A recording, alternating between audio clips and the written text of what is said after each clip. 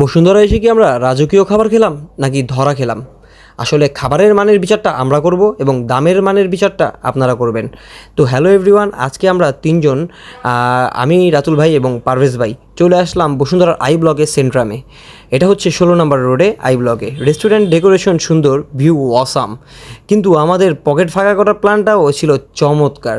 ভিতরে যে দেখলাম বাহিরের যে গরম, এই জন্য আমরা চলে আসলাম এসি রুমের দোতলায়।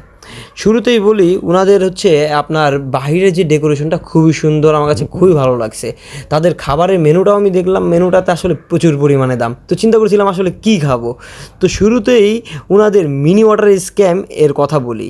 ওনারা পানি রাখছেন 200 ml পুচকে বোতল, দাম 30 টাকা। এক চুমুকে পানি শেষ, অথচ তিনজনের তৃষ্ণা মেটাতে পানির পেছনে 200 টাকা হাওয়া। 1 লিটার বোতল রাখলে ওনাদের কি জাত যেত ভাই?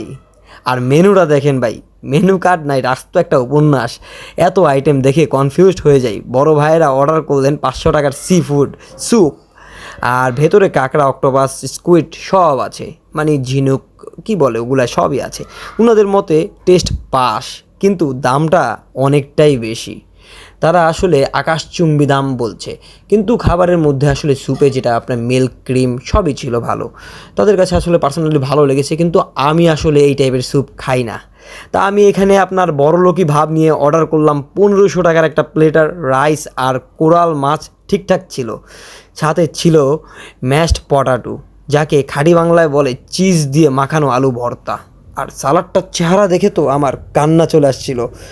এইটুকু খাবারের দাম 1500 টাকা। আপনারাই বিচার করেন ভাই, এটা কি রাজকীয় খাবার নাকি পানির দামে বড় সড়ো বাস? সব মিলিয়ে আকাশচুম্বী দাম, আর এই চিজ আলু ভর্তার জন্য সেন্ট্রামকে আমি দেব 10-এ মাত্র 5। আপনারা হলে এই আলু ভর্তা 1500 টাকা দিয়ে খেতেন? কমেন্টে জানাবেন, আর বন্ধুদের ট্যাগ করে সাবধান করে দিন। দেখা হচ্ছে পরের একটি ব্লগে।